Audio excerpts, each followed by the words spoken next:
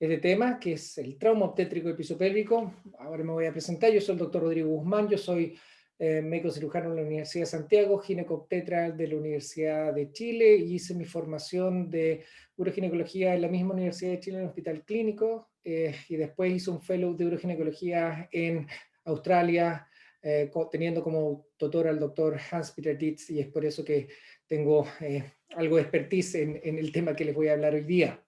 Actualmente soy profesor asistente de la Universidad de Chile, profesor asociado junto a la Universidad del Desarrollo, y soy el jefe de la unidad de episopélvico de la clínica alemana. Entonces, como les decía, hoy día vamos a hablar de este tema, lo que nos convoca, el trauma obstétrico del piso pélvico.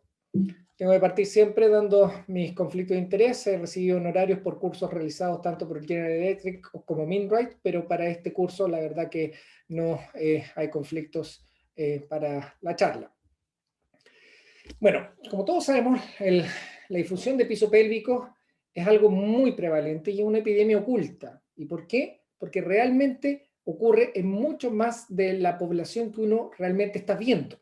Se estima que alrededor de 1 a 2 de cada 10 mujeres van a requerir de una cirugía por alguna difusión de piso pélvico, y más aún, cerca de 1/3 de aquellas pacientes que fueron operadas van a requerir una segunda operación.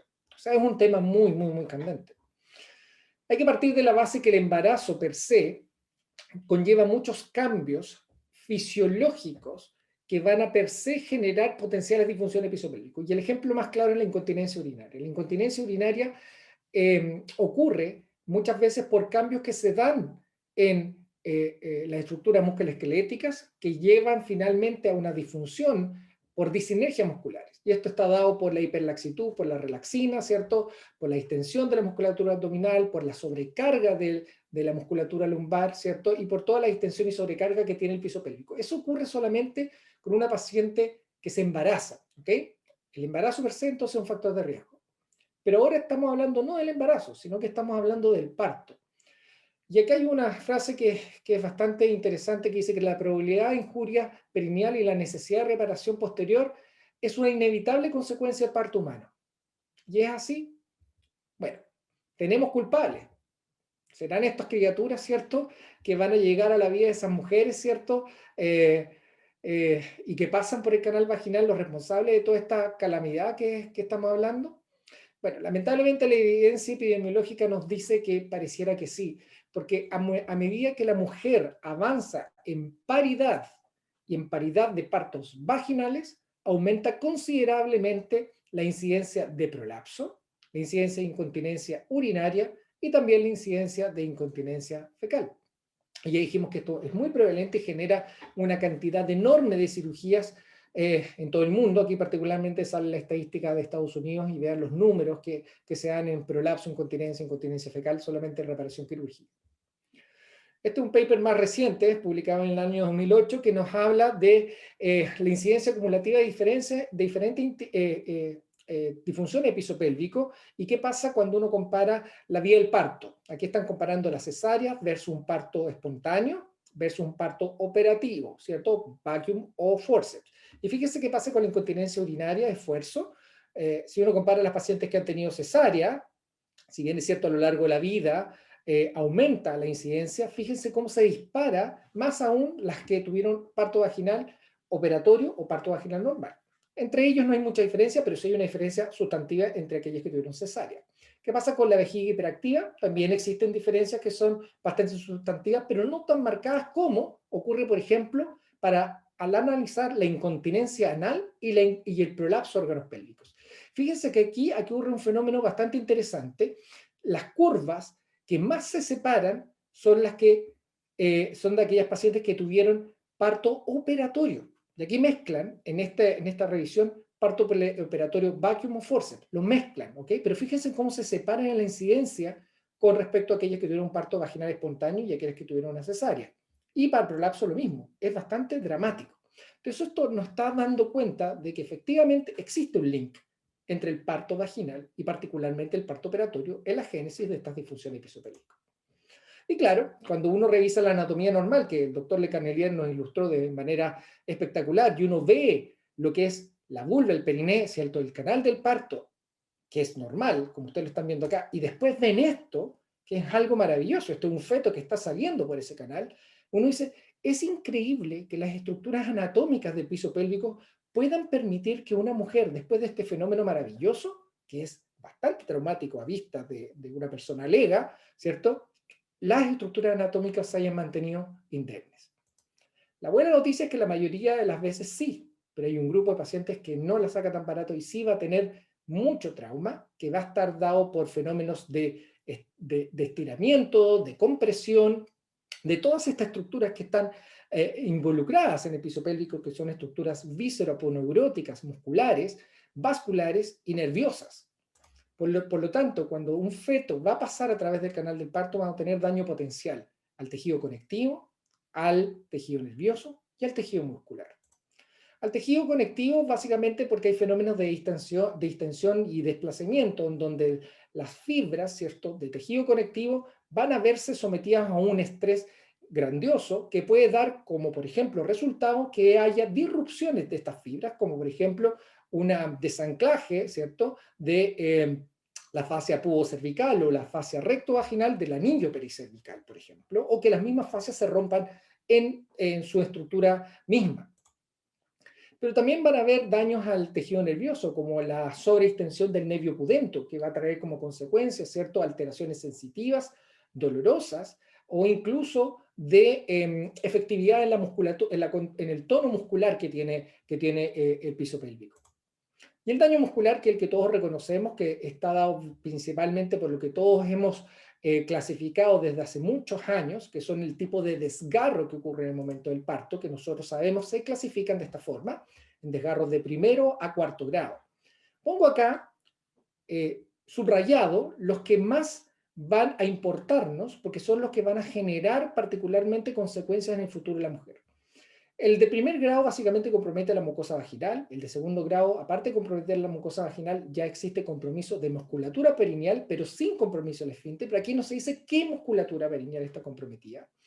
Y el de tercer grado sí compromete el esfínter y esta a la vez se subclasifica en 3A, si es menos del 50% del esfínter anal externo comprometido, 3B, más del 50% del esfínter anal externo, y 3C, si es que además está comprometido el esfínter anal interno. Que esto es una diferencia importante porque hay que aprender a reconocer estas dos estructuras esfinterianas, externo e interno, y eso lo vamos a ver en detalle después en las próximas clases.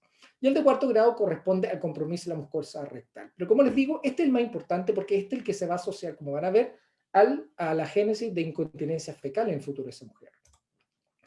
Pero en esa clasificación no hablamos en absoluto de el potencial daño que esta estructura maravillosa que el doctor Le Cannelier les mostró de manera brillante, que es el músculo elevador del ano. Esta estructura, cuando pasa el feto a través del canal del parto, tiene que sobredistender sus fibras de una forma muy grosera. Fíjense que esta es una reconstrucción tridimensional de las distintas fibras del elevador del ano. Estas son las fibras del pubo visceral, del pubo rectal y del iliococcigio, y este balón azul representa la cabeza del feto. Fíjense que a medida que el feto va descendiendo, como todas las fibras se empiezan a sobreextender de una forma impresionante. Y por cierto, eso como consecuencia puede generar disrupción del músculo, que esto fue descrito en el año 1938 por el doctor Delis por primera vez en su libro de ginecología y obstetricia, en donde él pone en la descripción algo mucho más detallado de lo que ustedes están viendo en esta ilustración. Aquí pareciera que lo que pasó a través del canal del parto fue un vampiro que le pegó un mordisco al músculo, pero en realidad ocurre otra cosa que lo vamos a ver más en detalle, que es que las fibras musculares finalmente se desinsertan de su punto de anclaje más importante, que es la rama inferior del pubis. Se desinserta. Y esto es un trauma que se llama avulsión del elevador del ano o desinserción desde la rama inferior del pubis. Esto también estuvo descrito en algunos otros textos y ya se hace mención en algunos textos de que el forceps particularmente es uno de los principales gestores de este tipo de trauma. Pero si yo les hiciera una encuesta a cada uno de ustedes, probablemente muchos de ustedes cuando estudiaron este tema no vieron en ningún texto clásico de ginecología obstetricia alguna mención a esto. Y es porque efectivamente para poder hacer el diagnóstico clínico uno tiene que tener acceso a este músculo. Y para eso tiene que tener una gran laceración de la mucosa vaginal, de la pared lateral de la vagina. Y aquí vemos eso, en dos casos que son muy distintos. Aquí dice desgarro vaginal simple, y es simple porque lo que está disrupcionado efectivamente es solamente la mucosa, porque ustedes, si se dan cuenta acá, ven una estructura rojo rutilante que se ve indemne, que es el músculo. A diferencia de esta otra paciente, donde ustedes están viendo esta estructura amarilla. Y están viendo esto amarillo, quiere decir que eso es grasa, y lo que estaba cubriendo la grasa ya no está. Y eso es el músculo. Por eso esto corresponde a un desgarro del pubo rectal. Pero es posible que esto mismo que ustedes están viendo acá sea imposible de diagnosticar en el momento del parto. ¿Por qué? Porque la mucosa vaginal puede estar adosada a la pared vaginal sin darse cuenta de que esto está por detrás ocurriendo. Fueron las imágenes las que nos dieron cuenta de que esto es un problema mucho más importante de lo que nosotros habíamos cuantificado previamente. Y fue la resonancia magnética la que primero nos ilustró de esto y posteriormente la ecografía transperineal. Esta es una resonancia magnética en el corte axial del el piso pélvico, donde ustedes ven acá con U la uretra, la vagina con V, con R el recto, y el haz puborectal del leador del ano se ve acá con esa clásica forma en V, señalado por las flechas. Así es como se ve una mujer normal en su estructura del leador del ano. Así es como se ve una paciente en donde el lado izquierdo, en este caso, se ha perdido. Eso es una avulsión izquierda. Vean la diferencia con su par contralateral. Y así es como se ve una avulsión bilateral, en donde a ambos lados se ve que el músculo ya perdió su forma en V, como veían en los cuadros anteriores.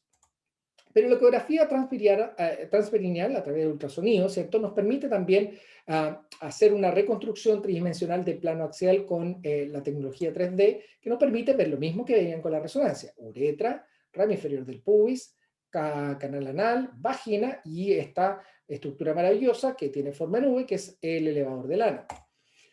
Y el doctor Dietz, con quien yo tuve la oportunidad de formarme, como les comenté, publicó en el año 2005 este paper en donde evaluó por medio de una ecografía transperineal a las pacientes antes de tener su parto y después de tener su parto, y veía lo que pasaba. Y estas son las mismas pacientes antes y después. Fíjense cómo antes de su parto se veía perfecto el músculo elevador del ano, y lamentablemente en este caso después del parto se ve una solución de continuidad en el lado izquierdo, es decir, una avulsión que fue en este caso después de un forceps.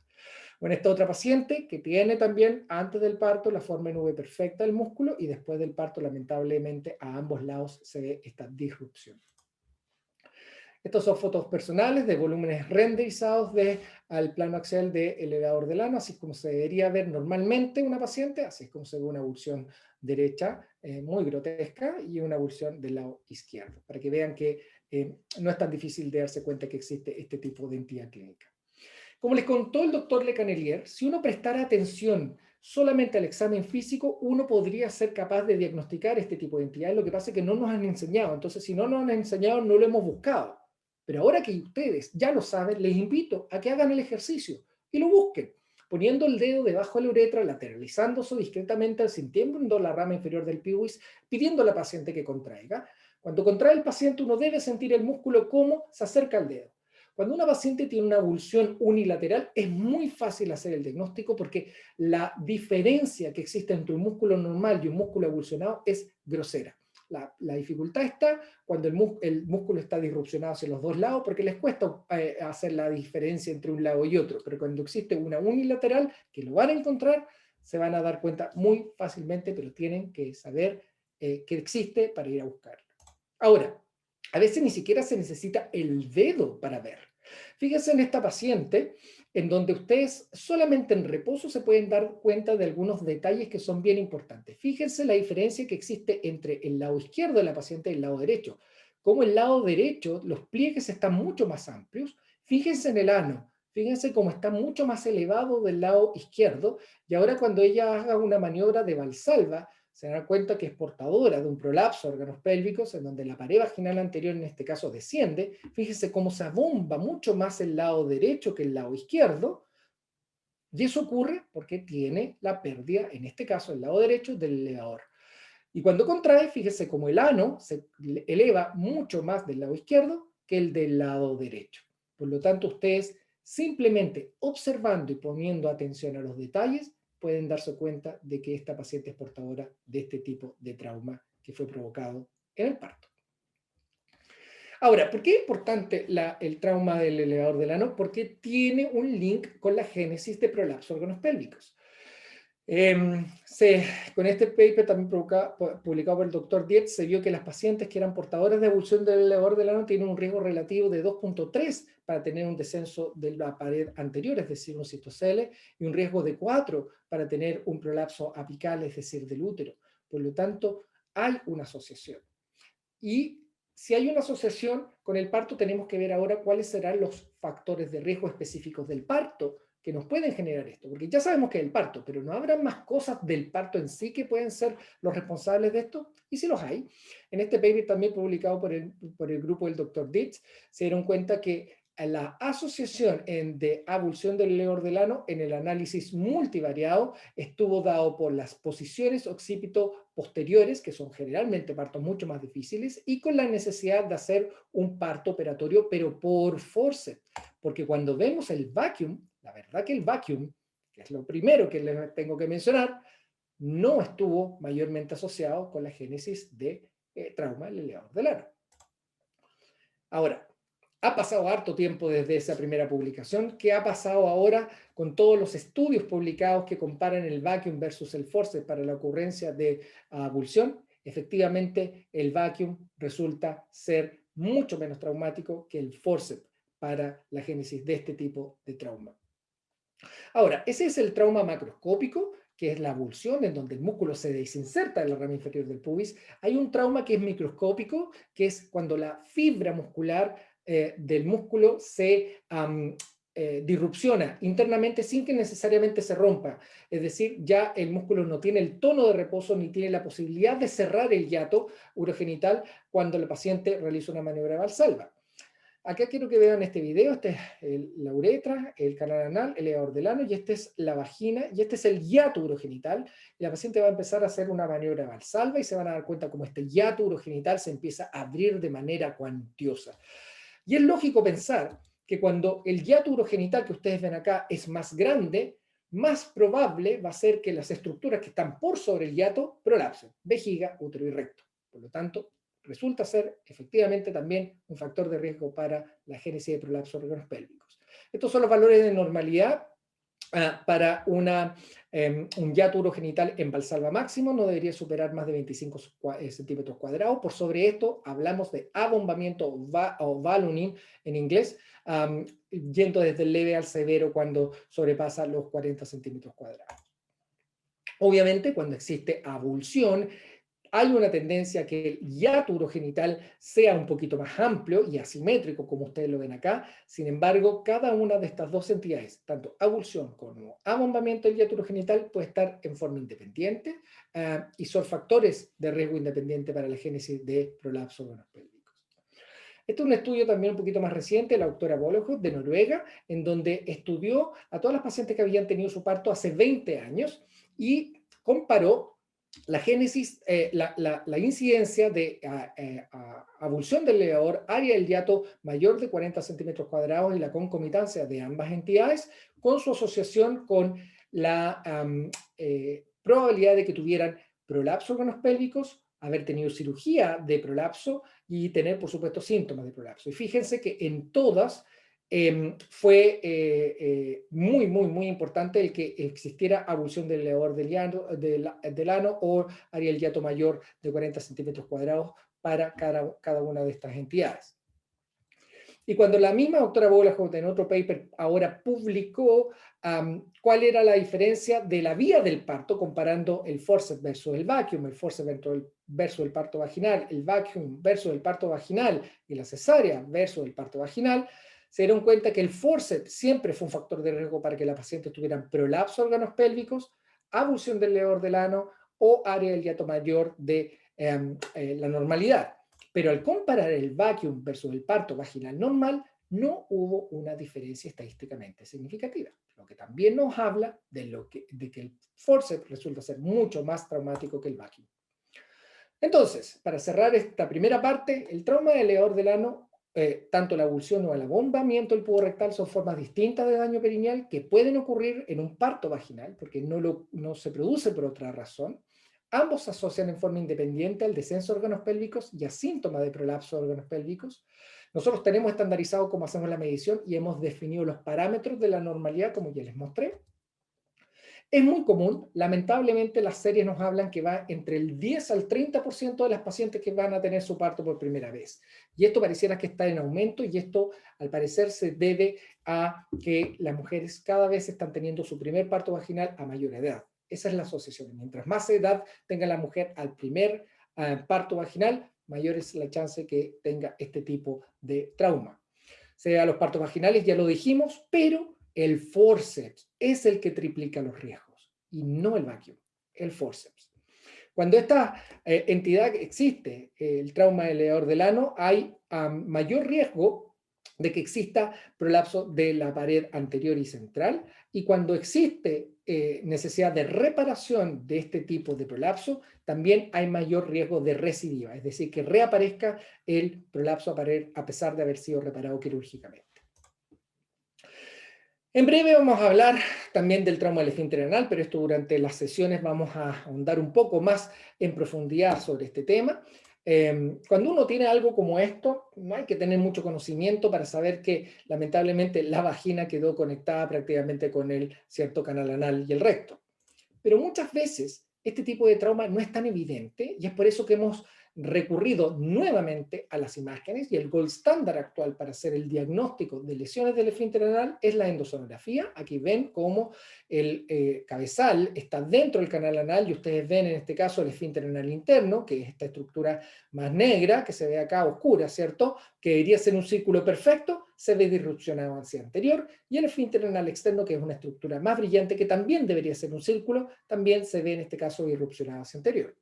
El doctor Le Canelier les comentó que también por medio del ultrasonido translabial o exoanal nosotros podemos ver por fuera, esta vez no por dentro como lo hace la endosonografía, esta estructura maravillosa que es el complejo esfinteriano anal.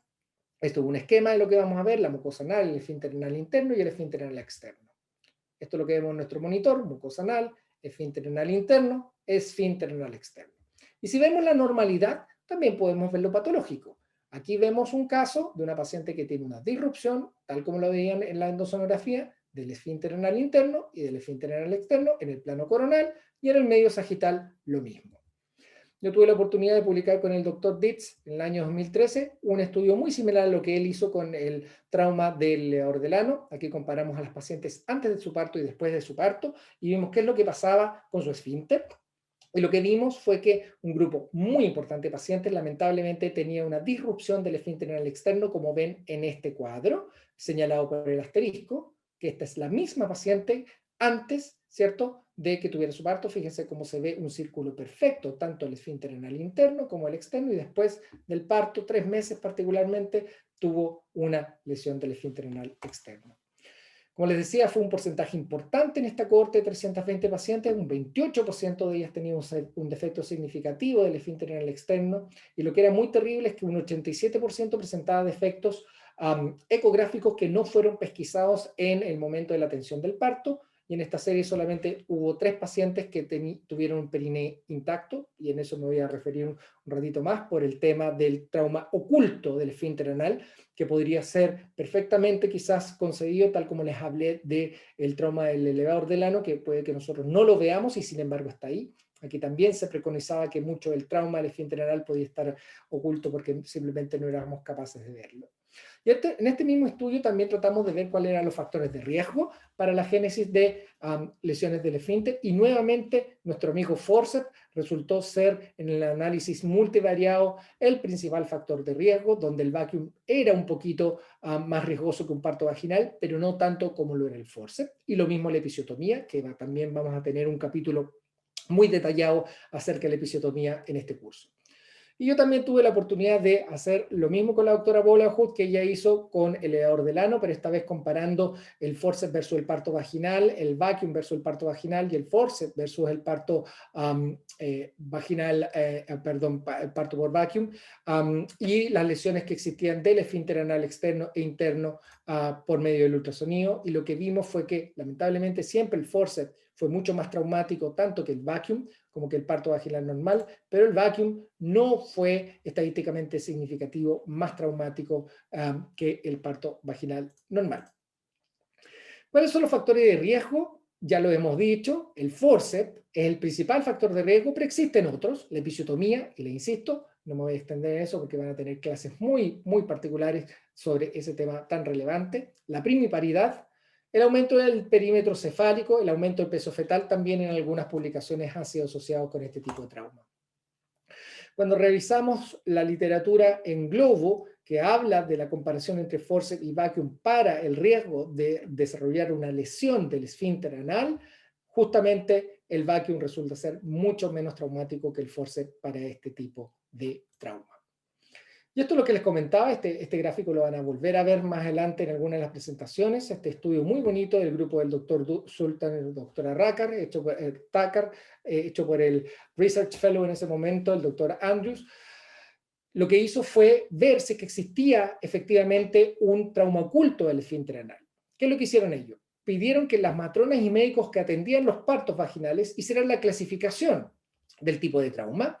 Y lo que encontraron fue que en este grupo de pacientes atendidos por matronas y médicos, un 11% tenían lesiones clínicamente pesquisadas de esfínter anal en el momento del parto. Eso igual es un porcentaje muy alto.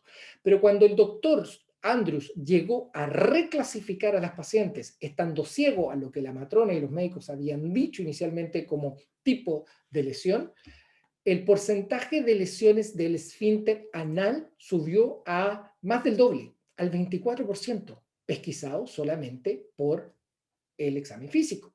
Ahora uno podría decir, pero ¿quién me garantiza que el doctor Andrews realmente tenía la razón y no la matrona del médico? Porque se hizo una endosonografía concomitantemente para ver si efectivamente lo que había sido pesquisado clínicamente era lo que se veía en las imágenes.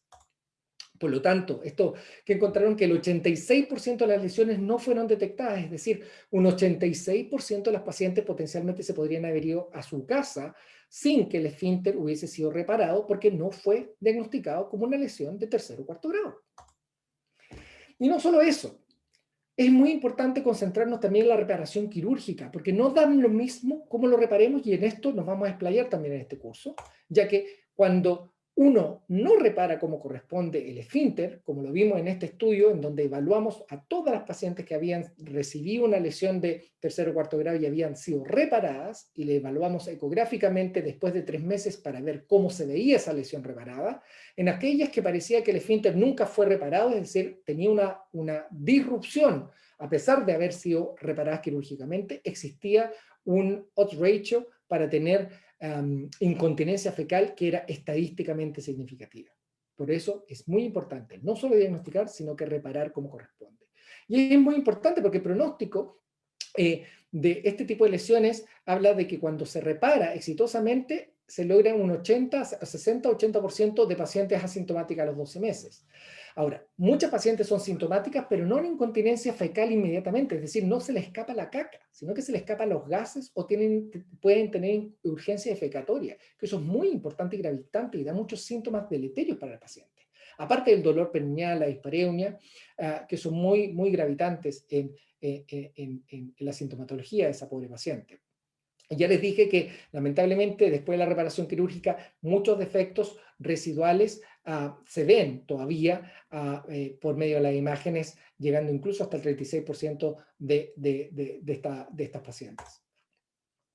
Y esto es lo último que les voy a mostrar. Fíjense lo importante que es tener lesiones de esfínter con la presencia de incontinencia anal, incontinencia fecal, cuando hay ni una lesión o 2 lesiones. Fíjense cómo el tener más de una lesión de esfínter, es decir, varios partos vaginales donde se haya producido más de una lesión de esfínter anal, cómo eso se asocia considerablemente y estadísticamente significativa, en forma significativa con la génesis de este síntoma tan deleterio para el paciente que es la incontinencia fecal.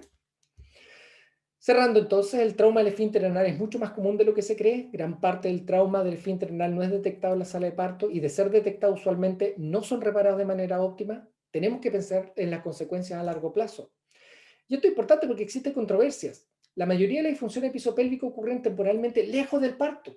Y eso es porque esto es multifactorial. Esto es importante, pero el paso de la edad, el envejecimiento de la mujer es un factor de riesgo y cuando existe este problema de base, va a desencadenarse el síntoma muchos años después, no necesariamente de forma inmediata. Ahora, aquí hay que tener ojo. La mayoría de las mujeres que experimentan un parto vaginal no presentan difusión del piso pélvico y por eso es tan importante que no demonicemos el parto vaginal, sino que aprendamos cómo podemos prevenirlo. Y por eso acá nos vamos a enfocar mucho en las estrategias de prevención de esto. Pero no podemos dejar de entender que debemos aceptar los hechos. El parto vaginal es más traumático de lo que creíamos y esto es clínicamente muy relevante. Tenemos que aprender a diagnosticar, tratar y prevenir este tipo de trauma, pero eso pasa por concientizar y porque ustedes estén presentes en este curso, por ejemplo. Porque ya les mostraba antes si es que habían unos culpables. Yo les muestro dos niños muy distintos. Este niño nació hace 43 años en condiciones bastante distintas a la que nació este otro niño que nació en el 2017. Este niño nació un día domingo con su mamá solita, el papá no lo estaba acompañando, en donde el doctor le hizo un forceps y un cristeller. Y a pesar de que mi madre, que probablemente me puede estar incluso mirando, siempre me dice que me ama con todo su corazón, yo sé que su parto fue muy traumático y no fue una experiencia muy grata. Versus este otro personaje, en donde su madre se preparó con ejercicios antenatales de piso pélvico, con masajes perineales. Su parto fue muy fluido, fue libre de movimiento, fue vertical y ella no tuvo ni siquiera episiotomía y hasta el día de hoy se encuentra muy, muy saludable desde el punto de vista de su piso pélvico. Por eso no hay que demonizar el parto. Nosotros lo que tenemos que hacer es tratar de prevenir todas las potenciales complicaciones, ¿cierto?, que se pueden producir a causa del parto, pero que son prevenibles. Muchas gracias.